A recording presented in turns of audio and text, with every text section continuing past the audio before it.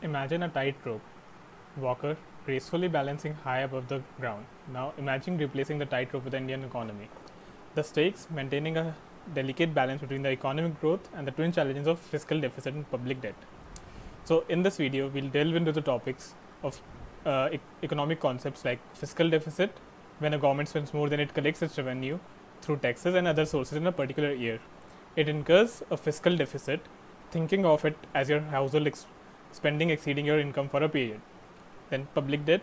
This is a cumulative amount of money the government borrows to finance its fiscal deficits over the years. It's the outstanding amount on the household credit card, but for the nation. So, talking about the historical context, following independence in 1947, India embarked on ambitious nation building projects. The focus on infrastructure development and industrialization led to persistent fiscal deficits and a rising public debt, which exceeded 80% of GDP by early 90s. So, and then the economic reform faced with the balance of payment crisis, India embarked on series of economic reforms in 1990s. These reforms aimed to liberalize the economy, attracting foreign investment and promoting private sector participation. This period witnessed improved economic growth, which turn generated increased tax revenue. Alongside this, the government implemented fiscal consolidation measures like controlling unnecessary expenditure, leading to a reduction in public debt to around 50% of the GDP by early 2000s. The global financial crisis of 2000 and subsequent economic slowdown significantly impacted India. The government responded by increasing spending on social programs and infrastructure projects to stimulate the economy, leading to widening fiscal deficits. Additionally, slower revenue growth further contributed to a resurgence of public debt, pushing it back to 80% of GDP in recent years. Now, talking about the challenges and concerns, a large public debt translates to significant interest payments, which diverts funds away from the crucial areas like education and healthcare. This is like spending a significant portion of your income just paying off past debts, leaving less for other needs. Now, the crowding out effect. When the government borrows heavily, it competes with private businesses for loanable funds in the financial system. This can lead to higher interest rates, potentially hindering private sector investment and economic growth. Imagine the government and business vying for the same limited pool of loanable funds, driving up the price interest rate for everyone. Then the inflationary pressures. A large fiscal deficit might lead to government to print more money to bridge the gap, potentially causing inflation.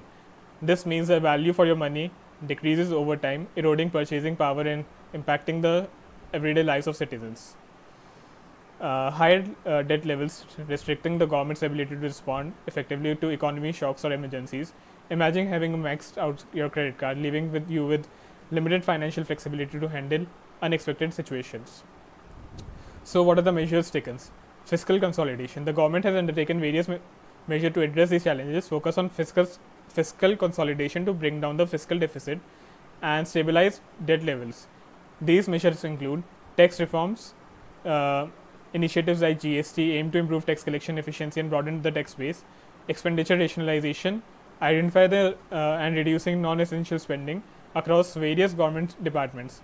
Asset monetization, exploring options to unlock value from public assets through strategic divestments or leasing arrangements.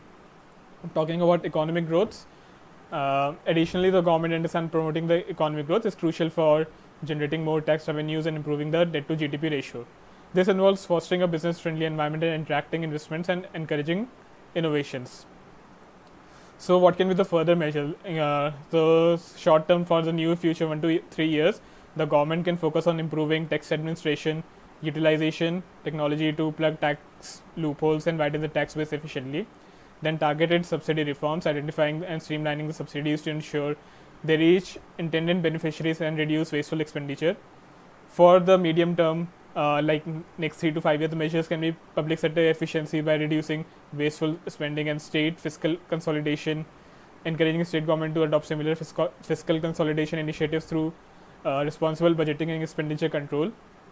Now, looking at the long-term 5-year plus investments and plans, social sector reforms can be one thing. Investing in education and skilling the workforce can enhance employability and boost long-term economic growth. A skilled workforce attracts business and generates higher tax revenue, creating a virtuous cycle.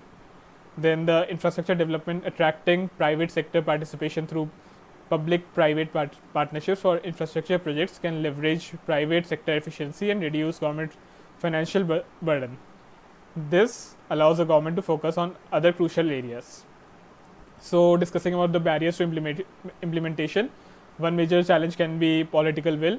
Implementing these reforms requires sustained commitment from the government. Political considerations and political potential resistance from certain groups can create challenges in pushing through difficult but necessary measures. Then the bureaucratic hurdles, inefficient bureaucratic processes, and red tape can slow and lead to difficulty in project implementation. Streamlining bureaucratic procedures and promoting greater transparency are crucial for effective implementation of such reforms. Then the social resistance can also occur, like subsidy reforms or public sector job cuts might face resistance from affected groups. Effective communication and ensuring social safety nets are in place can mitigate these concerns.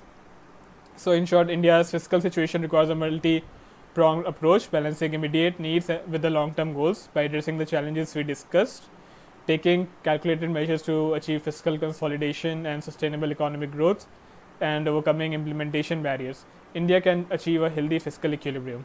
This will pave the way for a more prosperous future for all citizens. Thank you.